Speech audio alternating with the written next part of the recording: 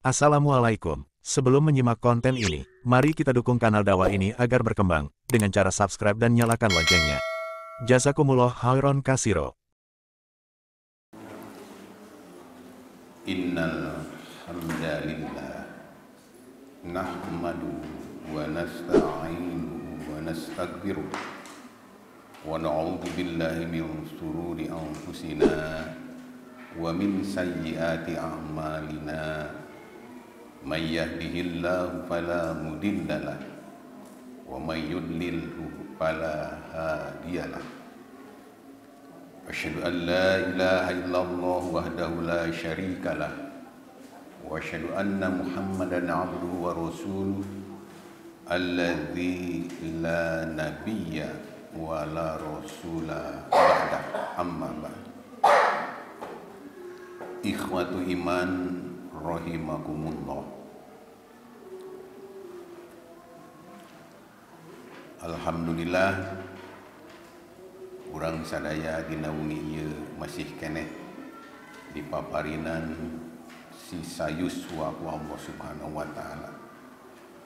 Urang tiasa ngahadiran dina ieu majelis dina raraga tholabul ilmi pikeun memenuhi kewajiban urang selaku mukminin mukminat di hadapan Allah Subhanahu wa taala, mangrupikeun kewajiban. Alhamdulillah urang ngabahas Al-Qur'an surat Al-Hasyr ayat 18. Muhasabah. A'udzu billahi minasyaitonir rajim. Ya ayyuhalladzina amanu taqullaha wal tanzur nafsum ma qaddamat lighad wattaqullaha innallaha khabirum bima ta'malun. Wahai orang-orang yang beriman, bertakwalah kepada Allah dan hendaklah setiap orang memperhatikan apa yang telah diperbuatnya untuk hari esok, yaitu akhirat. Dan bertakwalah kepada Allah, sungguh Allah maha teliti terhadap apa yang kamu kerjakan. Ya ayyuhalladzina amanu, wahai orang-orang yang beriman. Alhamdulillah Allah masih memperhatikan kita, masih memanggil kita sebagai orang yang beriman. Ya, di sini harfu nida, ayyu munada, panggilan dari Allah. Untuk apa dipanggil oleh Allah Subhanahu wa taala orang yang beriman ini? Untuk bertakwa kepada Allah. Ittaqullah. Kenapa mesti harus bertakwa?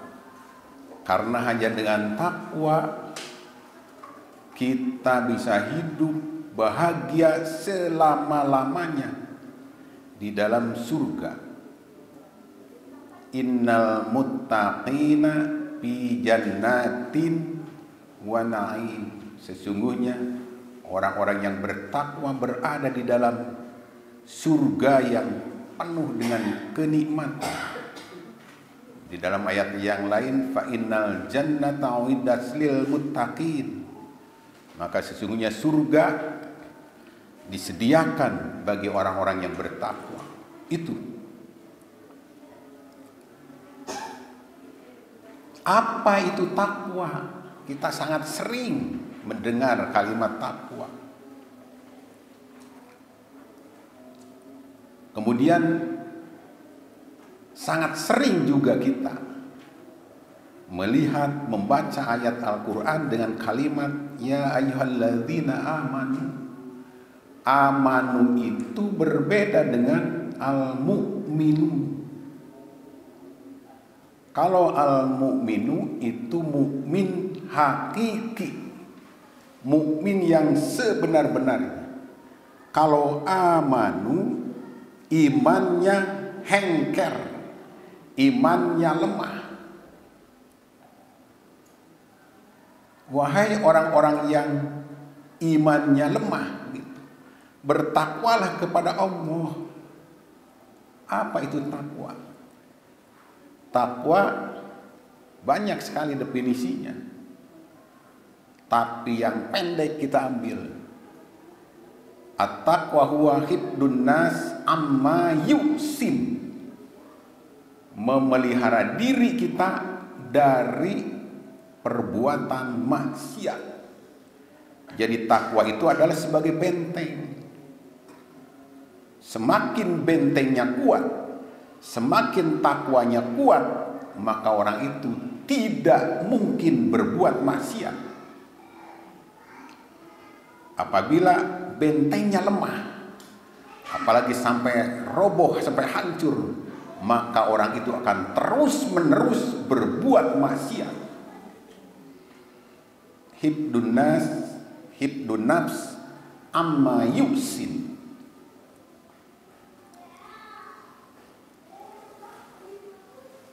Benteng dari apa? Membentengi diri dari perbuatan maksiat. Apa itu maksiat? Dosa dan maksiat itu apa? Maksiat al-huruju anit ta'at wa mukhalafatul amri. Keluarnya seseorang dari ketaatan kepada Allah dan Rasulnya, jeung sulayana tina parentah. Eta maksiat, dosa maksiat. Keluar dari ketaatan kepada Allah dan Rasulnya, dan bertentangan dengan perintah Allah dan Rasul, itu maksiat. Makanya di sini Allah menegaskan, ittaqullah, bertakwalah kepada Allah.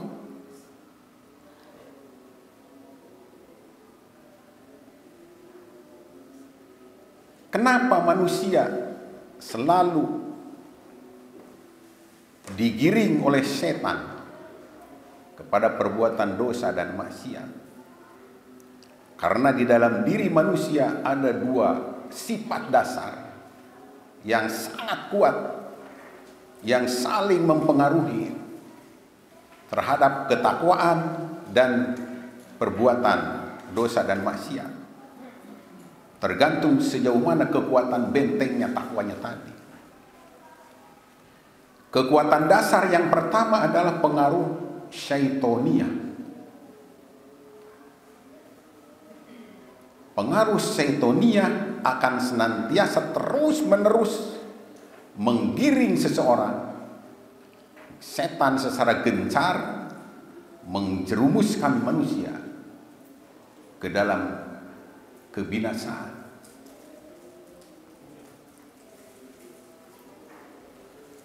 Apabila kita lihat di dalam Al-Quran surat Al-Hijr, bagaimana sumpah setan, iblis kepada Allah atas kesesatannya. Qala rabbi bima agwaitani la ujayyinanna lahum bil ard. Itu kata iblis. Qala rabbi, iblis berkata, Rabbi, ya Tuhanku. Berarti iblis percaya kepada Rabb, kepada Tuhan. Jadi kita boleh merasa heran apabila ada manusia yang tidak percaya kepada Rabb, tidak percaya kepada Tuhan. Iblis saja percaya kepada Rabb, kepada Tuhan, tetapi dia tidak taat dan tidak patuh. Iblis percaya. Di sini jelas, qala rabbi, iblis berkata, ya Tuhanku. Itu kata iblis.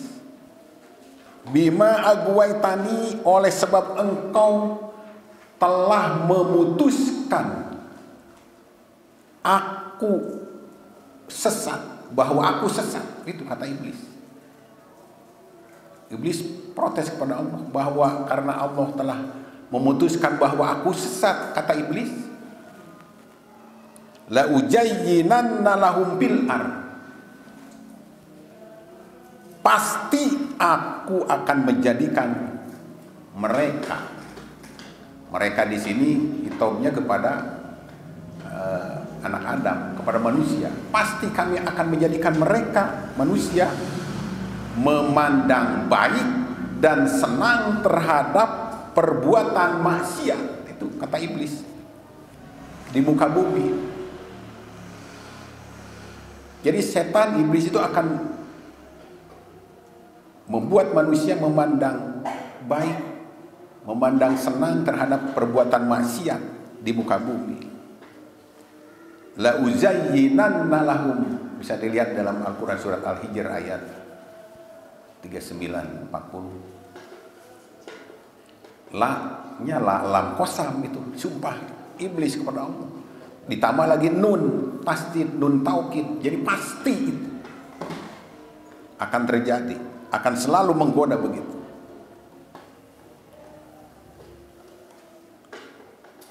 Wala ugwiyannahum ajmain, dan aku pasti akan menyesatkan manusia ajmain, seluruhnya, semuanya disesatkan oleh iblis ini. Ini juga ada lam kosam, ada nun taukid, pasti.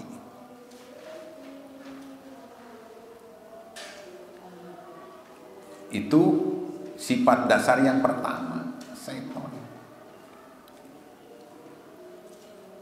Apa sifat-sifat dasar Syaitonia yang senantiasa ada di dalam perilaku manusia? Sifat sombong, takabur, sifat ngewa kabatur, dendam. Itu ada di dalam koridor maksiat. Kemudian yang perlu kita waspadai adalah la ujayyinanna lahum, pasti kami akan menjadikan manusia memandang baik, merasa senang berbuat maksiat. Maksiat itu banyak, ya, bukan saja korupsi, zina, ibadah yang tidak sesuai dengan apa yang dicontohkan oleh Rasul juga itu maksiat. Bisa maksiat kepada Allah, maksiat kepada Rasul, yang paling berat itu. Karena terlalu sering dilakukan sehingga memandang perbuatan itu akan berpahala seperti benar. Di sana setan melencengkan. Setan membiarkan orang itu untuk terus beribadah, tetapi dia melencengkan, memalingkan peribadatan kepada hal-hal yang tidak dicontohkan oleh Rasul, mengada-ada di dalam ibadah. Ini yang paling halus setan menggoda, sehingga dia menganggap perbuatan yang terus-menerus dilakukan seperti benar, seperti akan mendapat pahala. Inilah buaian jebakan setan terhadap manusia. Sifat dasar yang kedua adalah sifat bahimiyah, sifat sato, binatang, keserakahan, korupsi, dan sifat-sifat kedua sifat ini apabila tidak disadari oleh kita, oleh manusia, dia akan terseret kepada sifat goplah. Goplah itu adalah mutaba'atun nafs, hirup ngagugu hawa nafsu. Kadituna al goplatu turisul koswah. Goplah itu dapat menyebabkan seseorang keras hati. Lamun hatena geus teas, hirup bakal kasasar, sasar. Ihwatu iman rahimakumullah. Wal tandur nafsum ma qaddamat ligod. Apa yang mesti diteliti, apa yang mesti dievaluasi, apa yang mesti dihisab, apa yang mesti kita hitung-hitung. Amal kita untuk apa?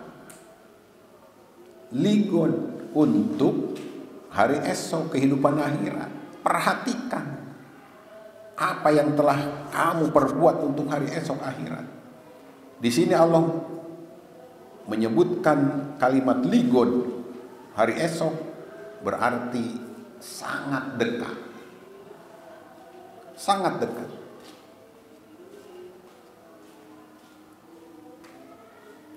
Di dalam Al-Quran surat Al-Hajj ayat 47. Wa inna yawman inda rabbik ka'alfi sanatin mimma ta'udun. Sesungguhnya sehari di sisi Rabbmu adalah seperti 1000 tahun menurut perhitungan dunia, perhitungan manusia. Begitu lama kehidupan akhirat. Makanya bagi orang yang beriman, bertakwa, karena kita akan bahagia selama-lamanya di dalam surga nanti.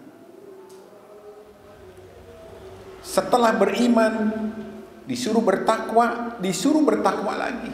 Wattaqullah, kan tadi sudah ada takwa yang pertama. Ittaqullah wal tandur nafsum ma qaddamat ligon. Wattaqullah, dan bertakwalah kepada Allah. Kenapa disuruh bertakwa lagi? Sudah perintah bertakwa. Ini artinya harus ada peningkatan takwa itu. Harus ada peningkatan. Jangan monoton. Kita kemarin sudah melaksanakan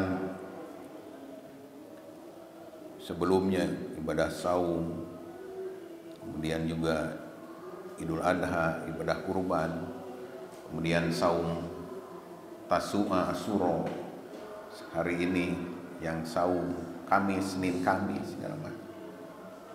Itu dalam kitab ketakwaan kita.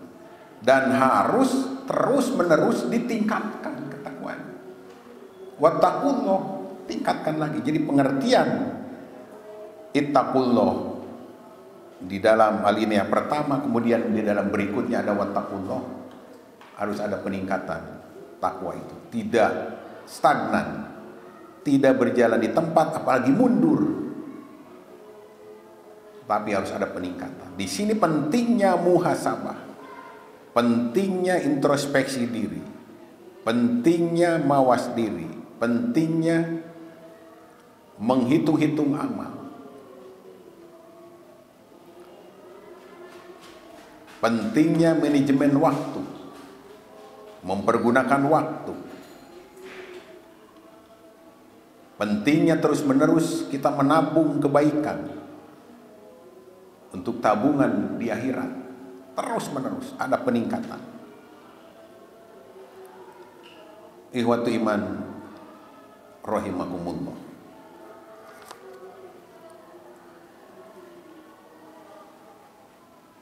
Begitu besar pengaruh godaan setan terhadap manusia. Karena tadi ikrar setan di hadapan Allah kepada manusia, dia akan senantiasa menggiring manusia terus-menerus ila yaumi yub'atsun, kata setan, sampai hari dibangkitkan manusia. Perjanjian setan, ikrar setan, iblis di hadapan Allah. Secara gencar dan secara terus-menerus dengan kerja keras setan itu. Jadi kita lengah saja sedikit, kita akan terjebak pada jebakan setan.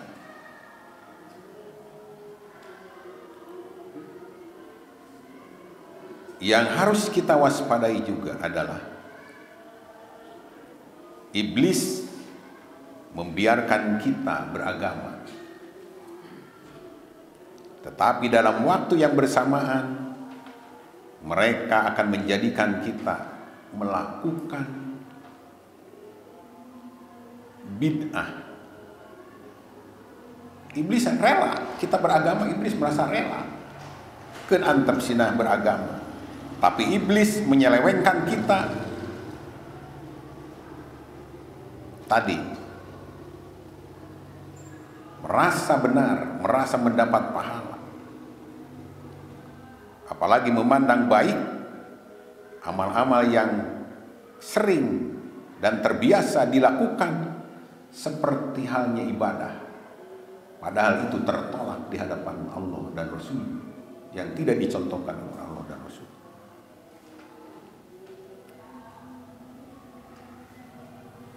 Tugas iblis berikutnya adalah menyesatkan manusia. Iblis menawarkan kekufuran, menolak otoritas agama. Agama mah penting lah, yang penting mah iya adat, kebiasaan, itu falsafah. Menolak keyakinan kepada Allah, itu tugas iblis, jebakan iblis itu. Menolak ajaran Nabi, menolak kebenaran Al-Quran. Al-Quran itu nyata-nyata kita yakini ikhwatu iman sebagai kalamullah. Tetapi iblis menghembuskan keraguan-raguan kepada dirinya, kepada kaum muslimin ini, bukan kepada orang kafir, bukan. Keraguan-raguan terhadap kebenaran Al-Quran, sehingga terucap bahwa Al-Quran itu adalah kalam Muhammad. Bahkan dengan label pesantren, tidak mau disebut kafir, marah, sangat marah disebut kafir. Tapi dia bersama-sama dengan orang kafir, disebut kafir, tidak mau. Ini adalah jebakan setan yang menghembuskan ke dalam dada manusia yang mengaku muslim, siapapun harus diwaspadai. Sifat keraguan-raguan terhadap agamanya sendiri. Ragu-ragu gitu sifat. Ini jebakan setan.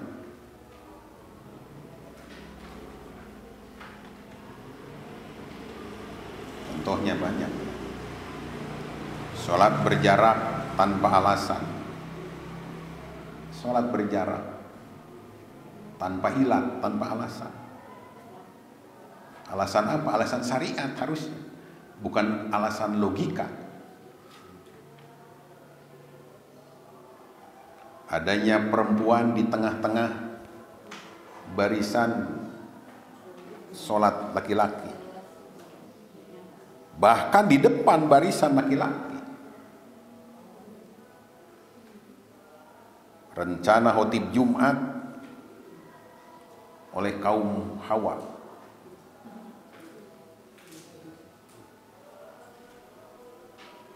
Ucapan senandung salam agama tertentu dicampur adukan yang bukan dari ajaran Islam dan keluar dari mulut seorang muslim.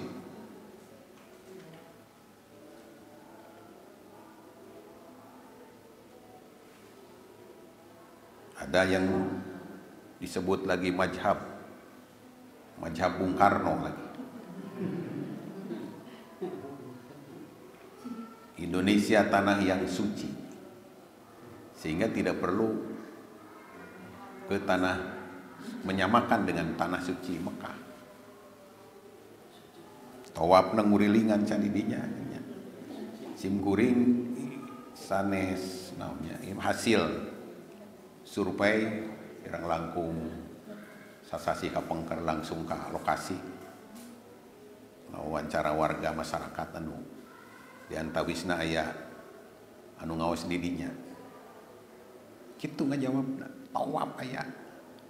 Semen cenah ngurilingan eta, masihan semen nyumbang.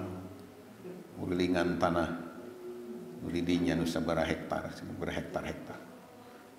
Sebab tadi keyakinannya Indonesia tanah yang suci disejajarkan dengan kesucian kota Mekah. Itu doktrinnya begitu. Jadi ternyata karena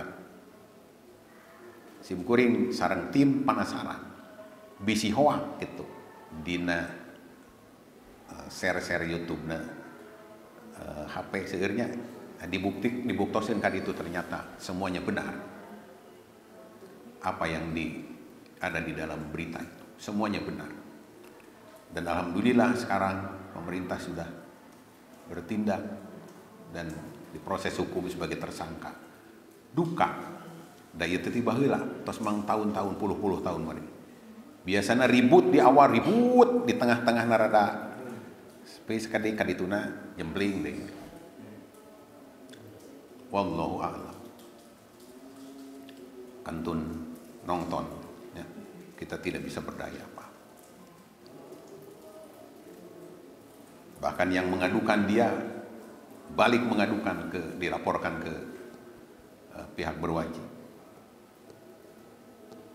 Ini lapangan jihad kita itu begitu banyak.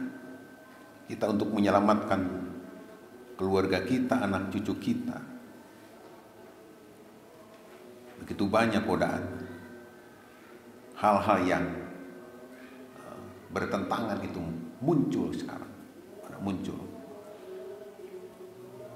Ikhwatu iman rahimakumullah. Siapa orang yang tidak akan terjebak oleh rayuan iblis itu siapa? Illa ibadaka minhumul mukhlasin. Kecuali illa itu istisna ya, adatul istisna pengecualian. Moal kagoda, moal kajebak hamba-hamba Allah yang ikhlas, mukhlasin yang ikhlas. Jadi di antara mereka ada yang mukhlisin, ada mukhlasin. Kalau mukhlisin mereka yang berusaha untuk ikhlas, senantiasa dirinya berusaha, berupaya keras untuk ikhlas di dalam beribadah, kerja keras untuk menuju keikhlasan di dalam ibadah. Kalau mukhlasin mereka yang mendapat anugerah dari Allah tentang keikhlasan itu, keikhlasannya dari Allah, anugerah. Mudah-mudahan kita menjadi orang yang mukhlisin, mukhlasin. Ikhwatu iman rahimakumullah.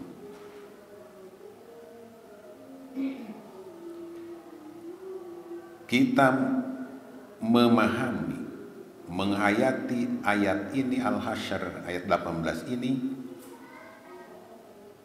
sebagai motivasi kita sebagai individu, sebagai keluarga, masyarakat, ikhwatu iman kita yang lain untuk senantiasa terus-menerus berbuat baik dan menghindari perbuatan maksiat.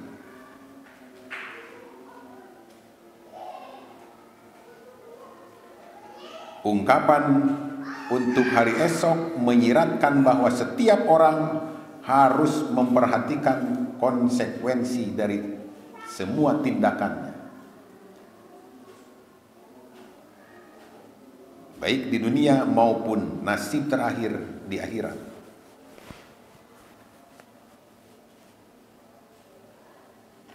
Ayat ini diakhiri dengan pengingat bahwa Allah sepenuhnya mengetahui apa yang dilakukan manusia dan mereka akan dimintai pertanggungjawaban atas tindakan mereka di hari pengadilan Allah.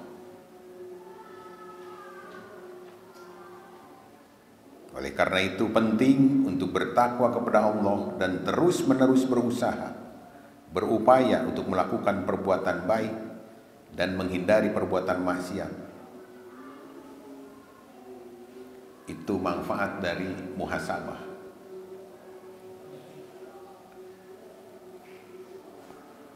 Di dalam sebuah hadis tentang takwa kepada Allah, an Abi Dzar qala Rasulullah sallallahu alaihi wasallam, ittaqillah haitsu ma kunta wa atbi'is sayyi'atal hasanata tamhuha wa khaliqin nas bi khuluqin hasanin.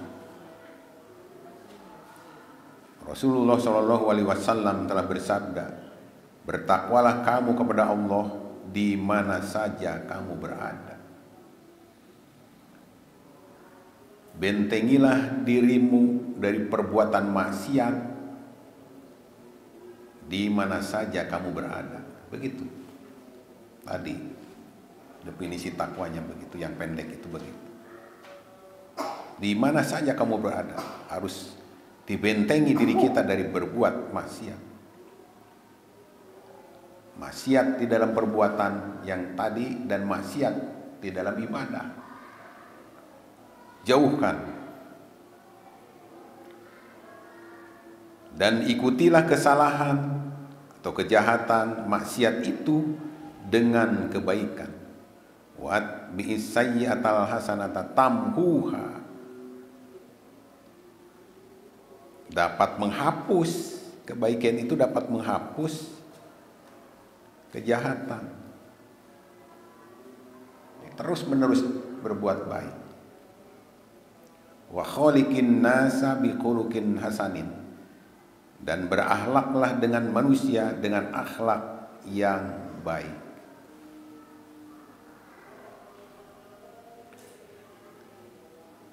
Yang kedua, takwa dari api neraka. An Adi bin Hatim, dari Adi bin Hatim radhiyallahu anhu, qala sami'tu Rasulullah sallallahu alaihi wasallam, aku mendengar Rasulullah sallallahu alaihi wasallam yaqul, ittaqun naro, jagalah diri kalian dari api neraka, walau bisyikkin tamrotin, sok sanajan ku cara sedekah ku sabelah korma. Paman lam yajid sing saha anu teu mampu, anu teu tiasa sedekah, pabi kalimatin thayyibatin, maka cukup ku kalimat anu sae, ku perkataan anu sae. Tuh nya.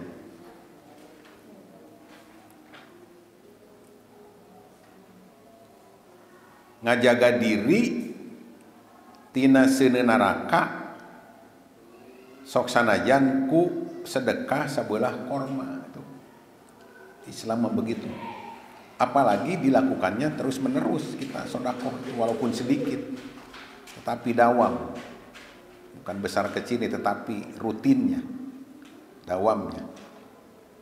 Seperti kita sering mengikuti kajian, sebenarnya bukan panjangnya itu materi, tetapi dawamnya, seringnya itu sebenarnya terus menerus.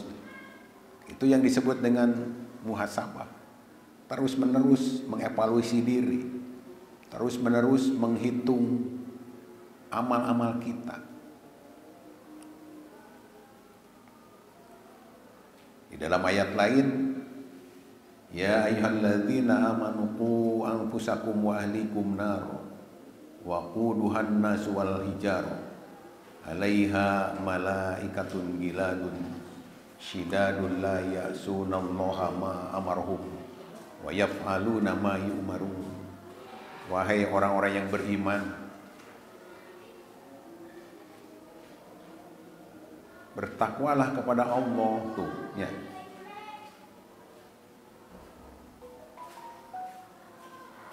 Jagalah diri kalian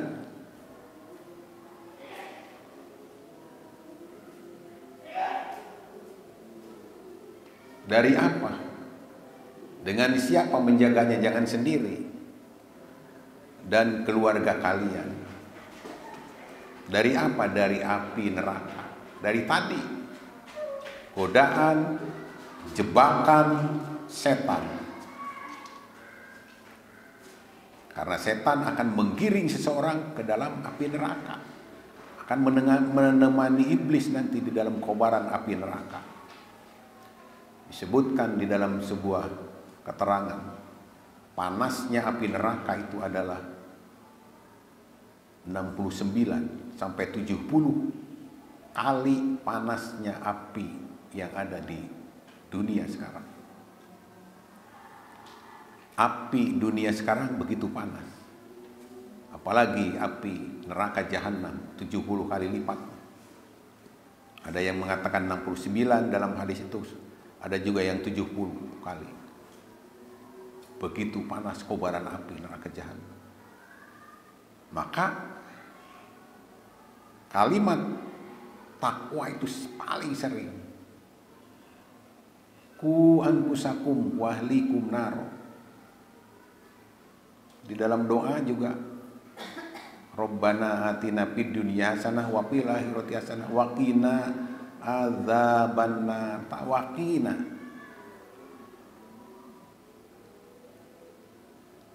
Jadi begitu dahsyat. Ikhwatu iman, mari kita selamatkan diri kita, keluarga kita, saudara-saudara kita, untuk tidak terjebak oleh jebakan-jebakan iblis yang tadi sudah disebutkan. Minimal ibadah kita harus sesuai dengan apa yang dicontohkan oleh Rasulullah Shallallahu Alaihi Wasallam.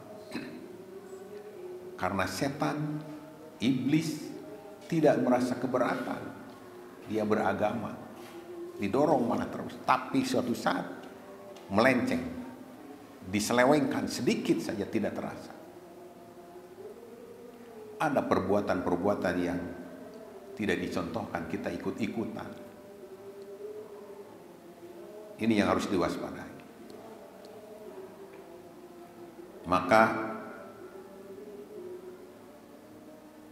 ikhwatu iman semua, kalau kita mengkaji ayat ini, insya Allah kita akan menjadi orang-orang yang muttaqin, yang haqqa tuqati. Makanya tidak cukup takwa itu, tetapi harus haqqa tuqati. Di dalam ayat lain, ya ayyuhalladzina amanu taqullah, hai orang-orang yang beriman, bertakwalah kepada Allah. Haqqa tuqati, takwa yang sebenar-benarnya takwa. Berarti indikasinya ada takwa yang tidak sebenar-benarnya, tidak sungguh-sungguh. Tadi ayat tadi, takwa terus diulang-ulang. Sebab hanya dengan takwa seseorang bisa hidup bahagia selama-lamanya di akhirat nanti di dalam surga itu. Selama-lamanya. Hanya itu. Kalau Muhammadiyah mendefinisikan takwa dengan imtitsalu awamirillah wajtinabun nawahi, melaksanakan perintah Allah dan menjauhi segala apa yang dilarangnya. Banyak definisi takwa, banyak. Tapi yang pendek tadi, kita menjaga diri kita, menjaga keluarga kita, membentengi diri kita, membentengi keluarga kita dari jebakan-jebakan iblis, terhadap perbuatan dosa dan maksiat, dan terhadap peribadahan yang tidak dicontohkan oleh Rasulullah. Itu yang lebih penting. Karena ini yang paling halus iblis menggodanya, paling lemes, tekarawas jika bener we kusabab minang dilakukan jika bener pada daya contohnya. Bahwa raddun, kata Rasul, ditolak. Ini harus diwaspadai. Ikhwatu iman rahimakumullah, sikap takwa dapat menjauhkan diri kita dari api neraka. Sifat takwa dapat menghapus dosa perdosaan kita, karena di dalam takwa itu ada kebaikan, ada perbuatan baik. Di dalam takwa itu ada menjauhi perbuatan maksiat. Di dalam takwa itu ada ibadah sulaya tesulaya jeung naon anu dicontohkeun ku Rasulullah SAW. Itu pengertian takwa yang luas. Karena kalau itu kita lakukan, maka kita sangat patut mendapatkan gelar muttaqi. Begitu luas definisi muttaqi. Dan kesananya kita termasuk hamba-hamba Allah yang mukhlisin, termasuk hamba-hamba Allah yang mukhlasin. Dan mudah-mudahan pada ujungnya kita berharap kita dikumpulkan di dalam surganya Allah. Fa innal jannata uiddat lil muttaqin.